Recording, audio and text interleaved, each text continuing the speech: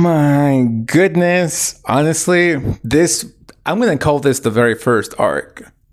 Well, the second arc. But, I'm going to call this the very first arc. This very first arc was fantastic. Honestly, bro. Here's the thing. I feel like the new manga that are coming out now are really fucking good. Like, for example, Ichi the Witch. I don't know much about Ichi the Witch, but I've heard that it's pretty good. Kagurabachi. I am caught up with Kagurabachi. And, bro, this manga is actually fucking peak. Kagurabachi. They better get a Kagurabachi anime now before it's too late because, bro, Kagurabachi is actually fucking peak. And we got fucking Dandadan, which I gotta start reviewing again. I just have like 10 chapters to catch up with it, and I'm gonna start reviewing Dandadan. And bro, like Centuria, like Hero Organization. You know what I mean? Mad and Centuria, bro. This first, I'm gonna call it saga. Has to be like a saga, like an arc, is magnificent, bro. Like, I was not expecting it. Again, I hope that this means that it's finished because I don't want to say something right now and then later on have it not be true. But basically, if this is the last chapter of this arc, it was immaculate. Honestly, I was not expecting it to end this way, but it did. And it ended in a very particular way. And I'm very interested towards like the future because so far these new gen manga have kind of spoiled some things that I felt were going to be relevant throughout the rest of the story, but they weren't. Like spoilers for Kagurabachi, but with Kagurabachi, Sojo, I thought Sojo was going to be around for much more time, but he's gone. And with Hero Organization, spoilers for Hero Organization, but I was expecting the plot twist of Leo knowing what happened to his father was going to be the mystery, but no, he knows right away. And right now with Centuria, I was expecting Arcos and Diana to be around for much longer, but they're both gone. So let's talk about this chapter part by part and analyze it. So we start off with Julian coming back from the water, his domain expansion with Arcos's, top hat. And he literally just threw him on there and was like, who's next, bitch? Who's next? And I like this whole aspect. And again, I like the writing in this because it makes a lot of sense. Because she says that because Julian wants to get her, like the witch, I guess, the one that has like the visions. And bro, your boy Julian is so fucking cold because he's like, you can see the future, right? What's your future now? And I'm like, oh my God, your boy is going mad. He's going crazy. But, I forgot his name, like the arrow guy, the old man was like, you gotta stop. Don't do this. This isn't you. And he's like, this is who I've always been. And I'm like, oh my God. So, great. Very amazing. And I like the fact that, I'm pretty sure I still have the theory that this is going to be a self-fulfilled prophecy, that by going after Diana recklessly, they're going to like self-fulfill the prophecy of her becoming, I guess, the child of, whatever, right? I hope this manga goes, again, not in terms of years, in terms of chapters, it goes as long as Berserk, because this manga has tons of potential to like be up there.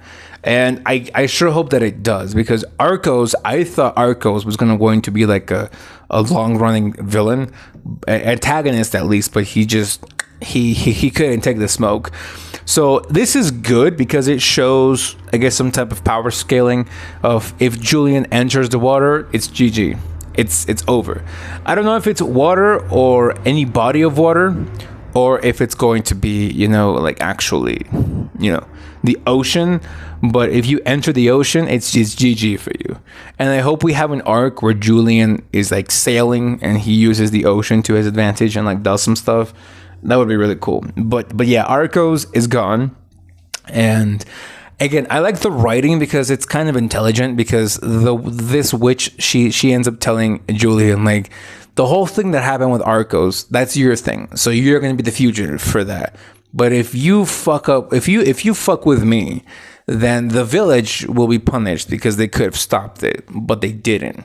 And Julian was like, okay, so that was a really good way to keep her alive and to justify in world her surviving that, because like she could send a royal decree and be like, yeah, like, so like I'm dead, and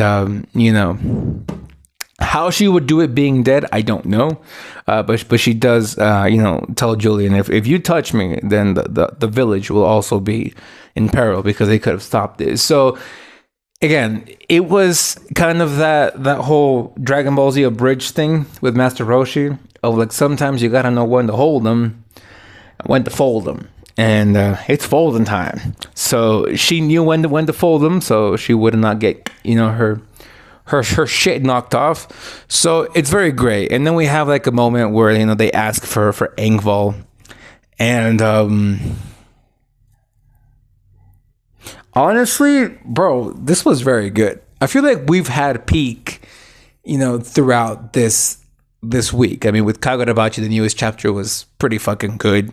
One Piece chapter was like, One Piece is getting better and better every time. I haven't read it completely, but people have been saying like, yo, One Piece is getting peak, and I've seen the animation from the anime. Holy shit, I gotta get back to reading One Piece. I left off like halfway, like on Fishman Island, so I haven't done more than that, but I gotta get back to reading it.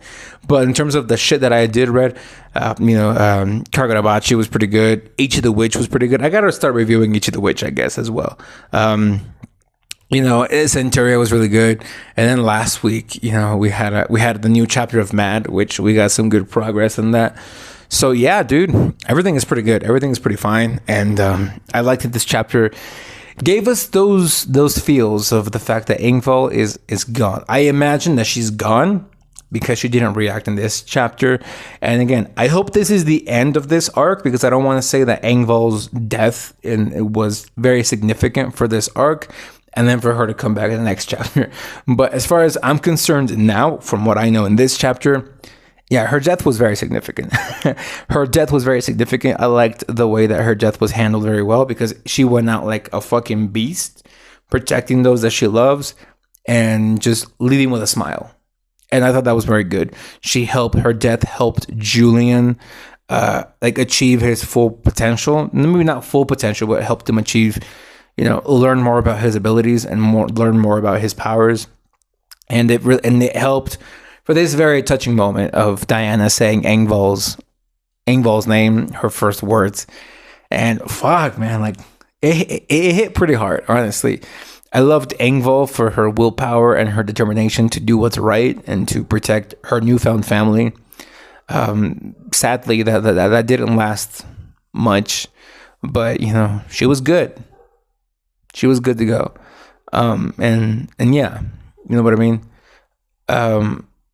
I will say though, I'm pretty sure Engvall is in one way, shape, or form going to come back, and she might get absorbed by Julian. I still have, the hope that she'll get absorbed by Julian, and he'll be able to use her supernatural strength.